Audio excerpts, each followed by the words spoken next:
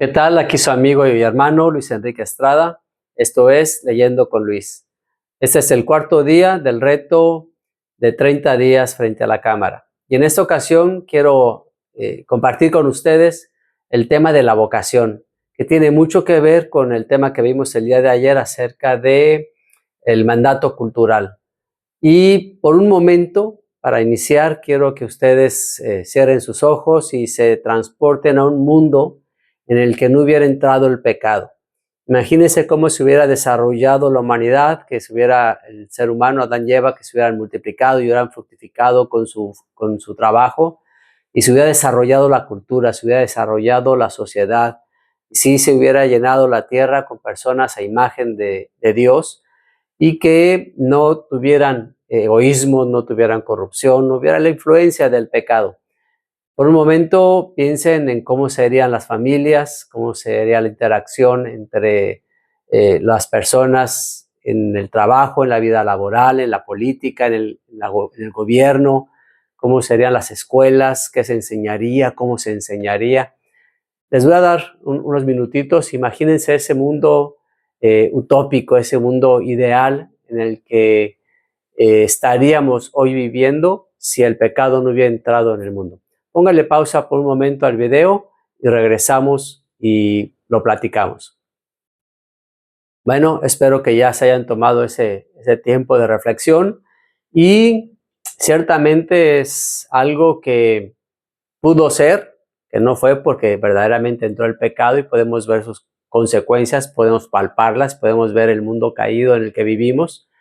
Y por otro lado, nos damos una idea de cómo va a ser la eternidad con Dios. Entre tanto, nuestra tarea, nuestra labor como cristianos, como creyentes, es hacer posible, en la medida de nuestras posibilidades, valga la redundancia, el que trabajemos para que ese reino ideal, ese mundo ideal que está en la mente de Dios, se pueda percibir día a día. Que nosotros podamos, a través de nuestros trabajos, a través de nuestra intervención en este mundo, hacer que ese mundo parezca mucho al que Dios tiene planeado para nosotros. De alguna manera, Jesús, cuando estuvo en la tierra, cuando nos enseña esa oración del Padre Nuestro, hay una frase que nos debe de impactar: hágase tu voluntad, así como en el cielo, aquí en la tierra. Nos instruye a que nosotros anhelemos, deseemos, oremos, pidámosle a Dios que podamos percibir ese plan suyo, ese proyecto suyo en esta generación.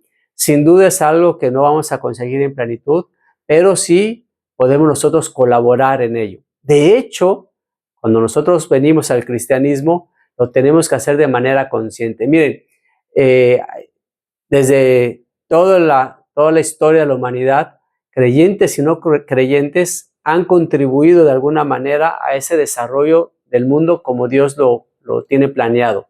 Ciertamente vivimos en un mundo moral, vivimos en un mundo en que se percibe lo que es justo y lo que es injusto, y aunque no sean creyentes, de alguna manera hay esa semilla en su corazón de que pueden ir midiendo más o menos qué es lo bueno y qué es lo malo. Aunque en la corrupción, pues ellos no tienen esa idea. Y de esa forma hay quienes contribuyen al reino de la luz de manera consciente o de manera inconsciente, y hay quienes contribuyen al reino de las tinieblas.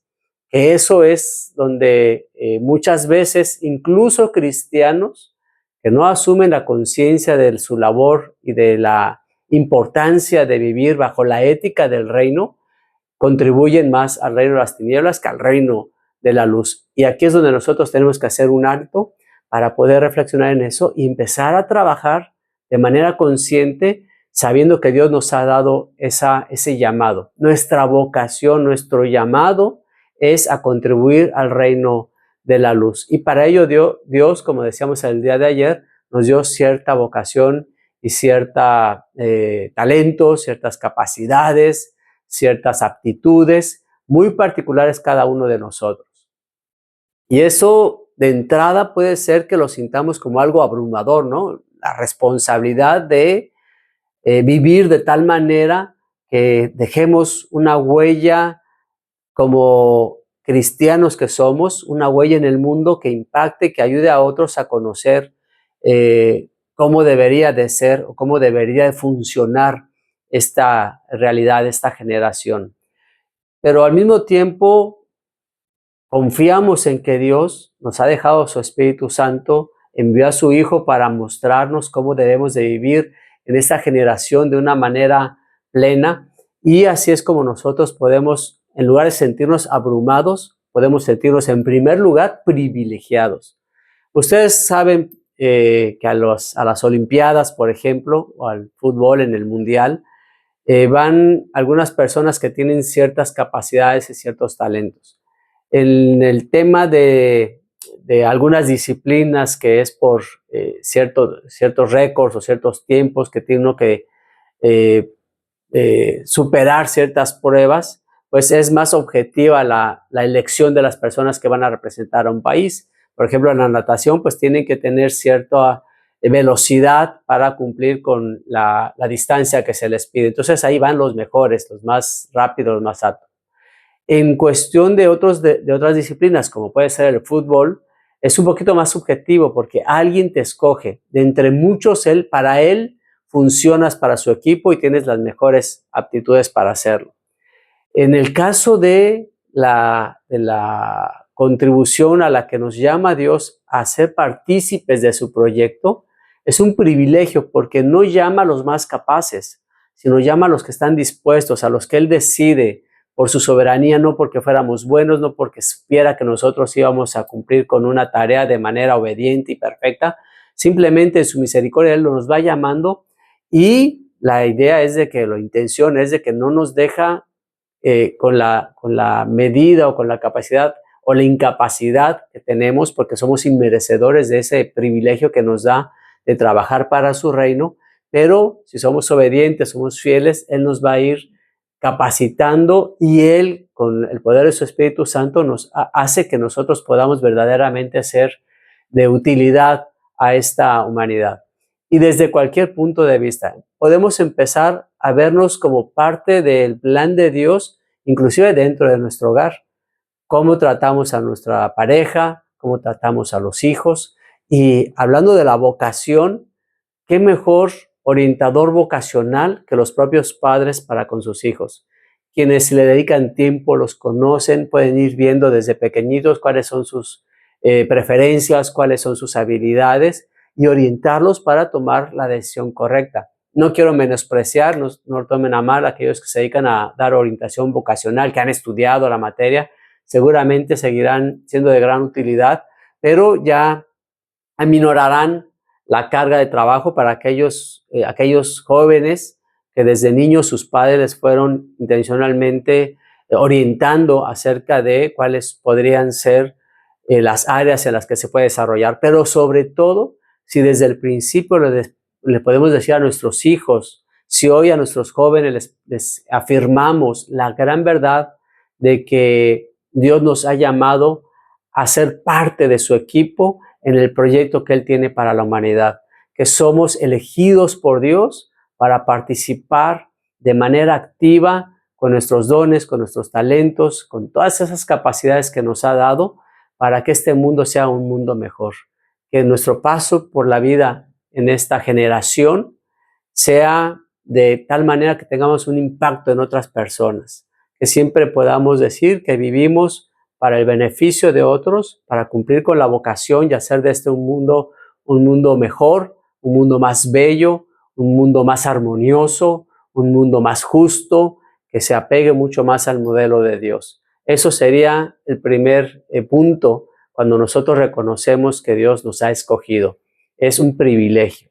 Debemos sentirnos privilegiados. En segundo lugar, debemos de sentirnos también agradecidos, porque sabemos que por nuestras propias fuerzas, nuestra propia sabiduría, no pudiéramos haber contribuido en lo más mínimo a ese desarrollo. Es por la gracia de Dios que nos infunde esos atributos comunicables que hablábamos el día de ayer, que podemos ser verdaderamente útiles en esta labor, en esta tarea. Entonces, también debemos de sentirnos agradecidos.